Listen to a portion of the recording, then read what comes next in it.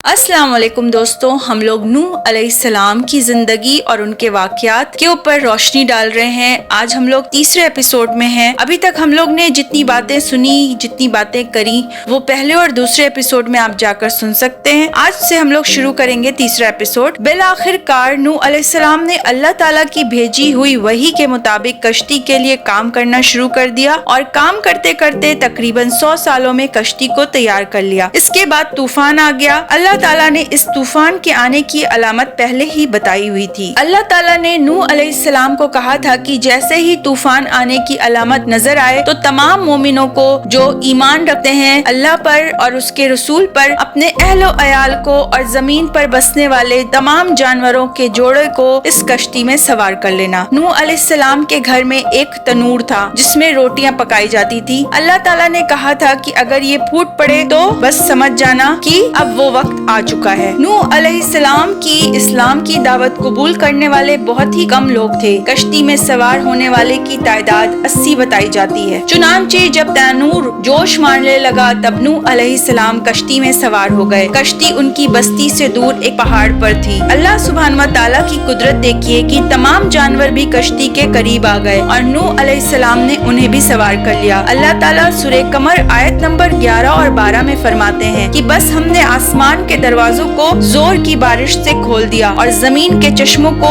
जारी कर दिया और इस पानी ने जमीन पर रहने वाले तमाम इंसान, जानवर, चौपाए सभी को गर्क कर दिया। सिर्फ वही लोग बचे जो कश्ती पर सवार थे। अल्लाह ताला फरमाते हैं कि नूह अलैहिस्सलाम हमारे ईमानदार फर्मा बरदार बंदों में से थे। लिहाजा जब नूह अलैहिस्सलाम 900 सालों तक लोगों को इस्लाम की दावत देते रहे, अल्लाह पर ईमान लाने की दावत देते रहे, तो सिर्फ चंद लोगों के सिवाय किसी ने उनकी दावत कबूल नहीं करी। तब उन्होंने अल्लाह ताला से दुआ की थी कि या अल्लाह ये तमाम काफिरों को खत्म कर दे, गर्क कर दे। अल्लाह ताला ने नूह अलैहिस्सलाम की दुआ कबूल फरमाई और ऐसा तूफान भेजा जो तमाम इंसानों को जो ईमान नहीं लाए थे उनको अपने साथ बहा ले गया। तूफान इतना तेज था कि वो बुलंद पहाड़ों से भी ऊंचा हो गया। नूह अलैहिस्सलाम जब कश्ती में अपने साथियों के साथ यानी अपने अहलो अयाल के साथ सवार हुए तो उन्होंने अपने साथियों से कहा कि ये दुआ पढ़ें, अल्लाह ही के नाम से इस कश्ती का चलना और ठहरना है। यकीनन मेरा पालने वाला बड़ी बख्शिश और रहम करने वाला है। सब तारीफ अल्लाह के लिए ही है जिसने हमें जालिम लोगों से निजात फरमाई। और मेरे रब तू मुझे बाबरकत उतारना, तू ही बाबरकत उतारने वाला है। सुभान अल्लाह। कश्ती में नूह अलैहिस्सलाम के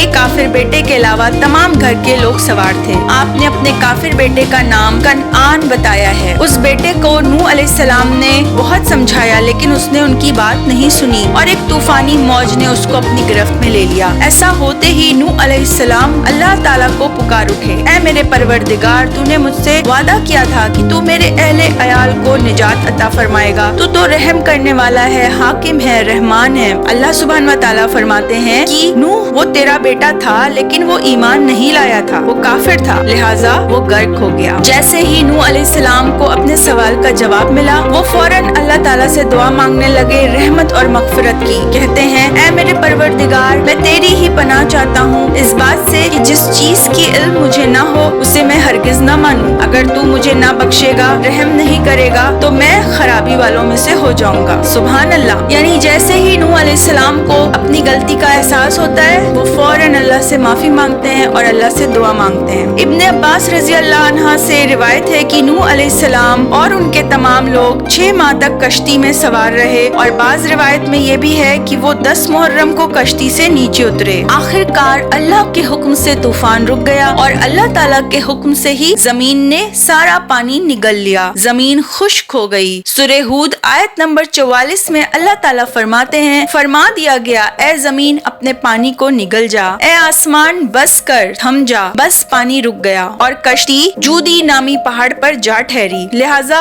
पूरी दुनिया के तमाम इंसान गर्क हो चुके थे सिवाय कश्ती में मौजूद लोगों के। लिहाजा नूह अलैहिस्सलाम के अलावा और किसी की नस्ल बाकी न रही, इसलिए उनको नूह आदमे सानी और अबुल बशरे सानी कहा जाता है क्योंकि तमाम के तमाम बशर यानी इंसान उनकी ही औलाद में से थे। सूरे सफ़ात आयत 74 5 में इसी बात का जिक्र है। नूह अलैहिस्सलाम के 3 बेटे थे जो कि हयात से थे और उनका नाम था साम, हाम और याफिज। साम सफेद रंग के और गंदमी रंग के। साम की जो औलादें हुई वो सफेद रंग और गंदमी रंग की थी, यानी अरब के लोग और बनी इस्राइल के लोग। हाम की जो औलाद थी वो स्याह थी, यानी हबशी लोग, और याफिज की जो औलाद थी वो सुर्ख थी, यानी तुर्क और मशरिकी लोग। तूफान के बाद नूह अलैहिस्सलाम 350 साल तक जिंदा रहे। तो आज हमने नूह अलैहिस्सलाम की पूरी स्टोरी, उनकी जिंदगी का तमाम वाकया कवर कर लिया है। इंशाअल्लाह ताला अगले हफ्ते दूसरे पैगंबर के ऊपर बात होगी। ना बहुत ख्याल रखिए, खुश रहिए। अस्सलाम वालेकुम।